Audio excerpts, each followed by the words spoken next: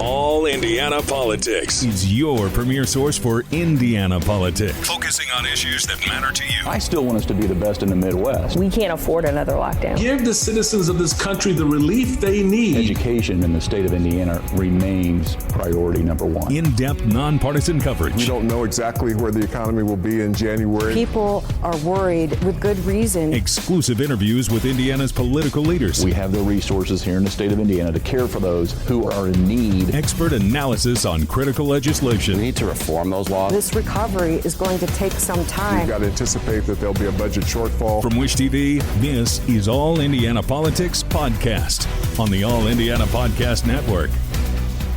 Good morning and welcome to this post-election edition of All Indiana Politics. I'm Phil Sanchez. It's a comeback for the history books. Donald Trump, now only the second person ever to win non-consecutive terms in the White House. He's the first since Grover Cleveland defeated Indiana's own Benjamin Harrison back in 1892. Trump swept all of the battleground states. Unlike his 2016 win, Trump won both the electoral vote and the popular vote. He also made major inroads among traditional Democratic groups, particularly Hispanic voters. He says his term will usher in a new golden age.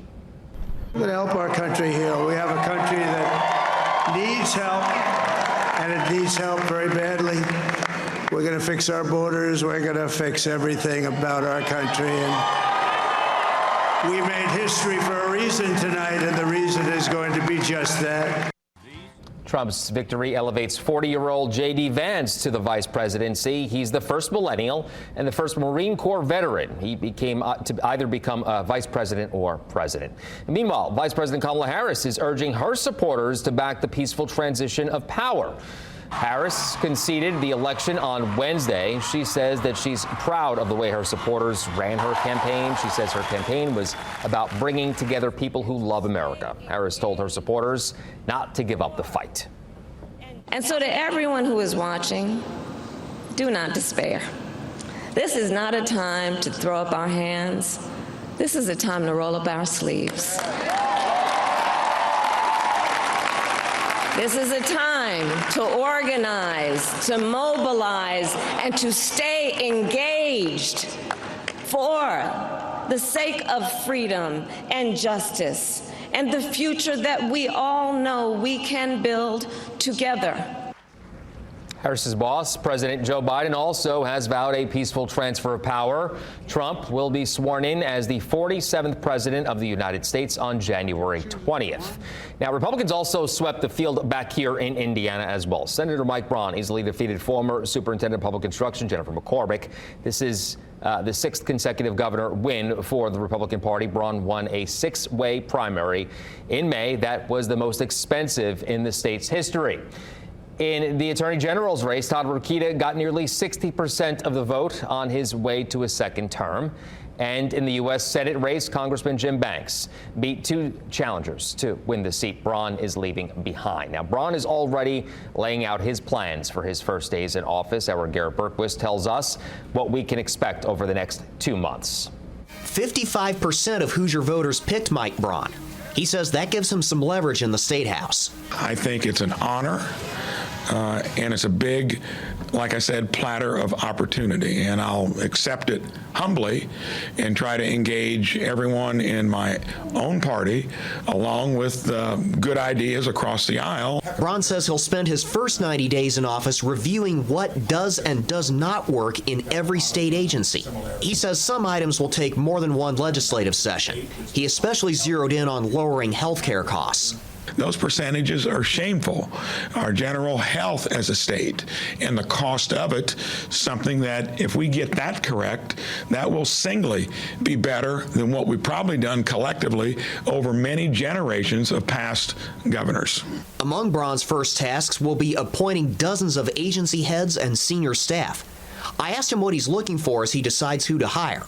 Well, do you have the experience? Are you willing to reform if it needs to be reformed? Do you have ideas to where you're going to be kind of simpatico? And are you going to be a self-starter with energy? Braun says he'd prefer to avoid fights over social issues. But Republicans in the General Assembly have embraced cultural issues over the past 3 sessions, including restrictions on abortion and transgender student athletes. Braun's own Lieutenant Governor, Micah Beckwith, made social issues central to his own campaign. That doesn't mean you're going to be oblivious to them or you're not going to be drawn into the fray. All I can tell you is that immediately creates division, and they change over time. Braun will take the oath of office on the second Monday in January, as the state constitution requires. That day falls on January 13th. At the State House, I'm Garrett Bergquist for Wish TV, wishtv.com, or follow us on Facebook for updates. All right, coming up, Indiana's best political team breaks down what happened, including whether this represents a realignment election. Coming up.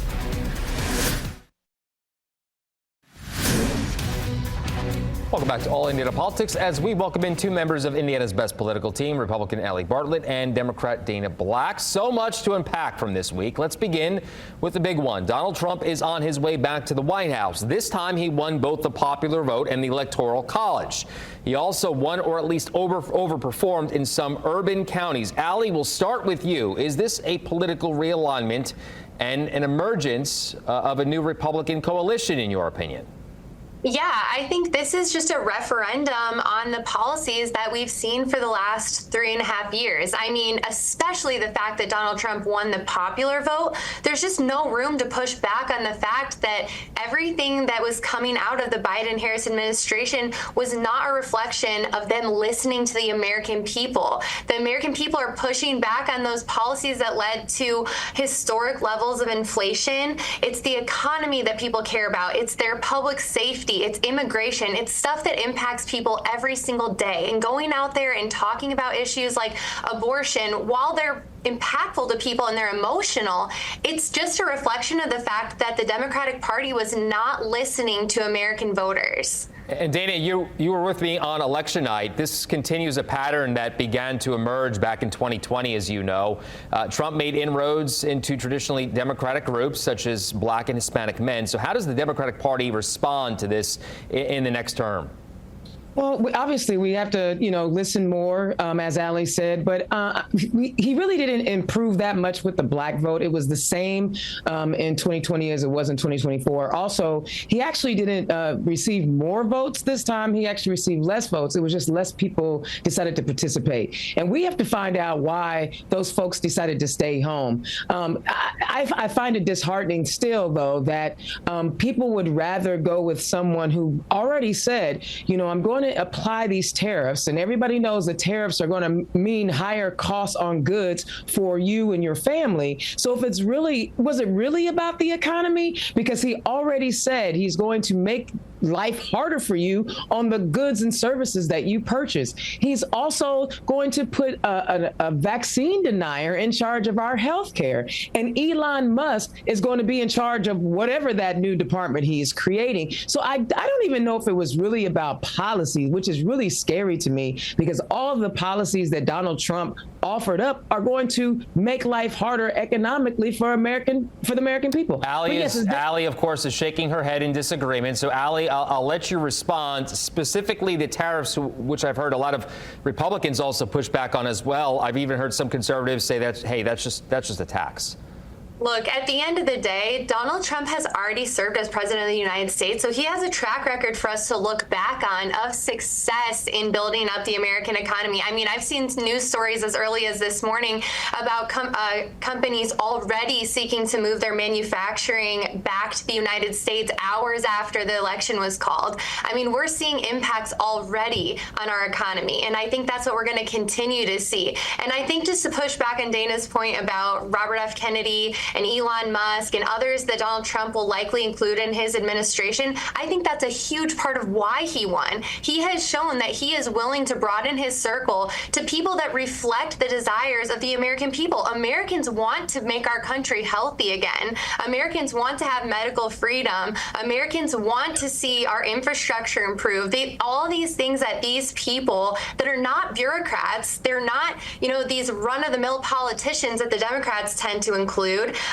They are the people that are out there in the industry, and they're experts, and they're reflective of what Americans want to see. We want to make America great again. We want to take back our country.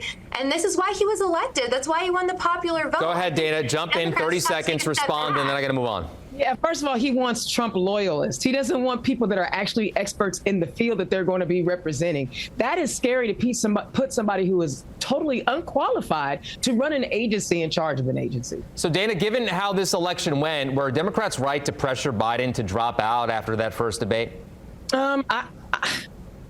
I honestly was never a fan of that, but once it was done, I was rocking with Harris.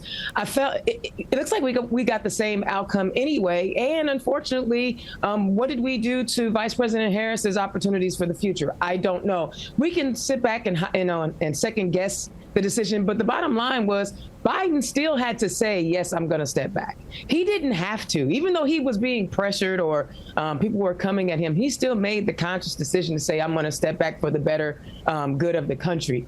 But as of right now, he was the only one that was able to beat Trump. And it still appears that way. Yeah. But again, that's Monday morning quarterbacking. He stepped back, and Harris ran a heck of a campaign. She did everything that she was supposed to do as a candidate.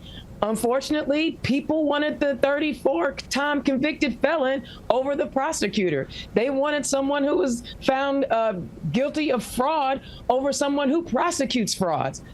Is that policy? I don't know. Allie, I'll let you weigh in on that as well. But also, can we point to maybe a single moment or issue in this election that ultimately tipped the scales in Trump's favor?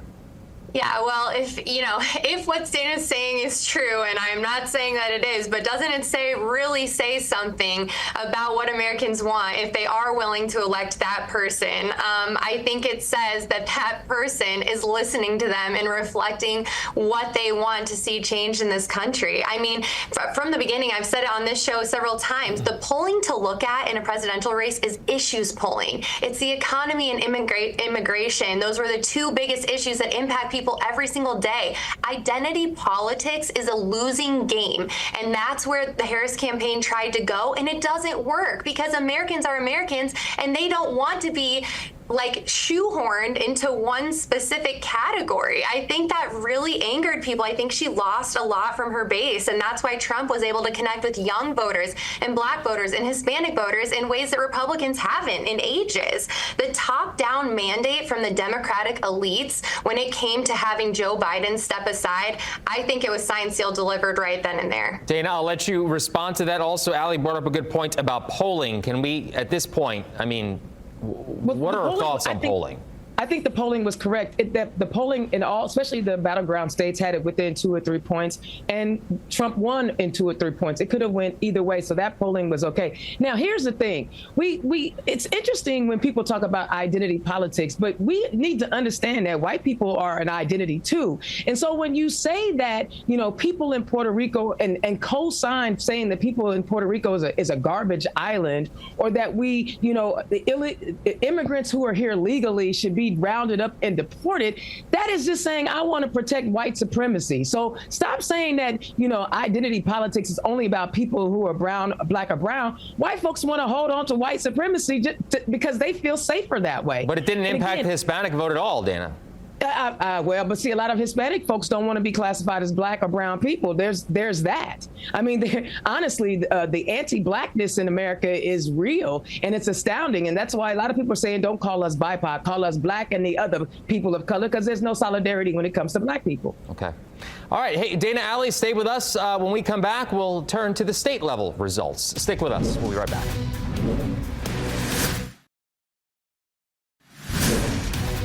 All right, welcome back to All Indiana Politics. Still with us are Democrat Dana Black and Republican Allie Bartlett. Let's turn our attention now to the state level races. Dana, Democrats made a big play for the center, as you know, with Jennifer McCormick and Terry Gooden. Was this maybe the wrong strategy? Well, I know at the very beginning of the campaign, I had hoped that that Jennifer would pick someone who was going to motivate the base a little bit more. I understood her strategy, which was to go after rural Indiana, but we saw in Marion County we didn't have the turnout that we needed. We didn't have it in Lake County in our urban areas. So maybe, again, hindsight is 2020. Now, to see them together, they worked really well together. I'm telling you, I interviewed both of them on my show, and there was a chemistry between the two of them that was undeniable. However, they didn't actually, energize the base in the way that we had hoped they would. I had high hopes for Jennifer. I thought she was hitting her marks as well.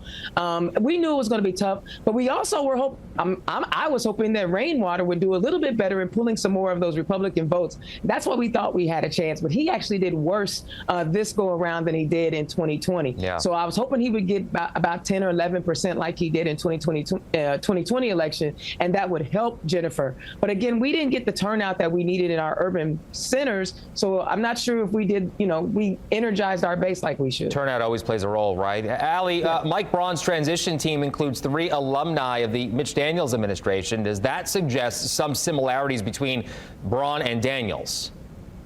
Yeah, I think that Governor Braun is going to be pulling from all the best talent across the state as he makes his transition and as he puts his team together. Listen, Mike Braun had a historic victory. This is the largest margin of victory for an open governor's race since the year 1980. And I think, once again, just like President Trump, we've just seen that the candidates that listen to the issues that matter to the voters are the ones that come away with these historic victories.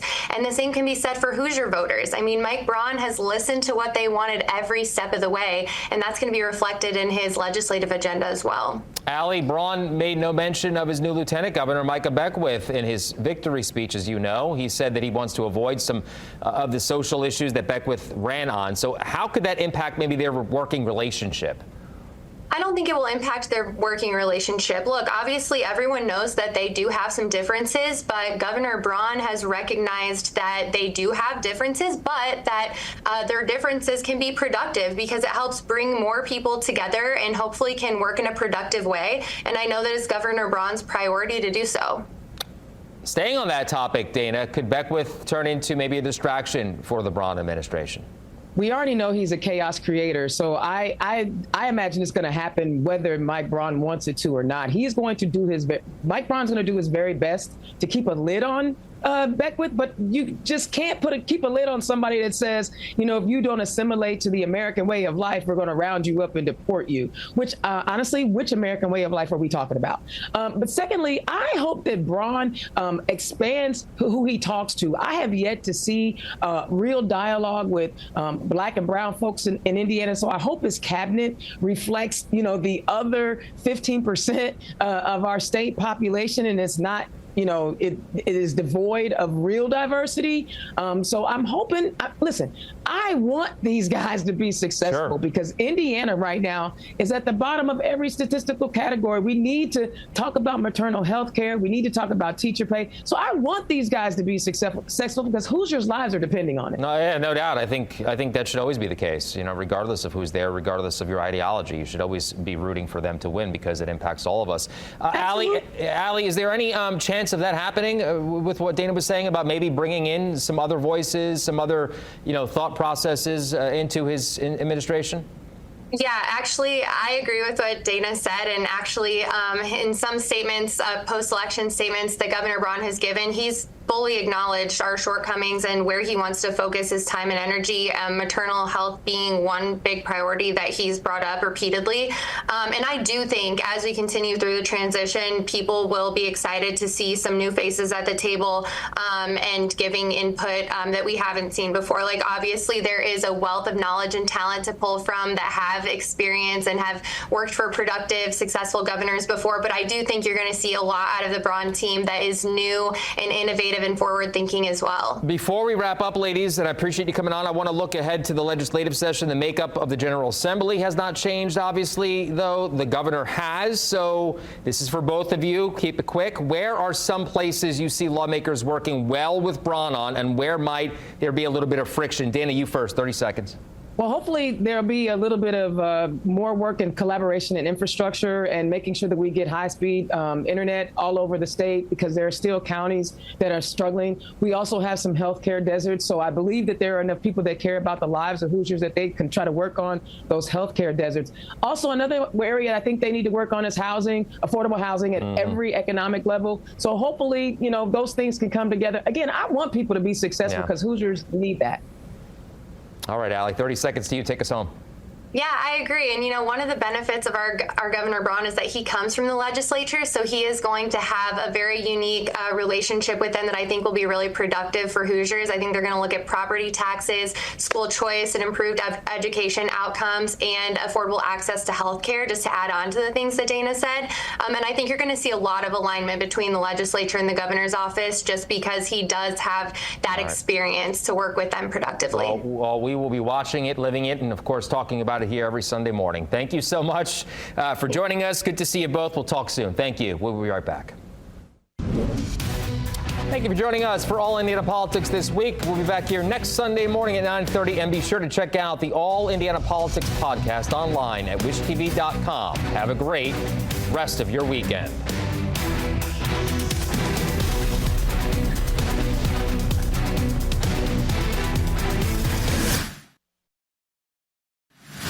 Thank you for joining us for All Indiana Politics this week. We'll be back here next Sunday morning at 9:30, and be sure to check out the All Indiana Politics podcast online at wishtv.com. Have a great rest of your weekend. From Wish TV, this is All Indiana Politics Podcast on the All Indiana Podcast Network. Watch All Indiana Politics live Sunday mornings at 9:30 on Wish TV and at wishtv.com. Subscribe to this podcast and listen weekly here on the All Indiana Podcast Network. And be sure to discover even more great podcasts at allindianapodcastnetwork.com.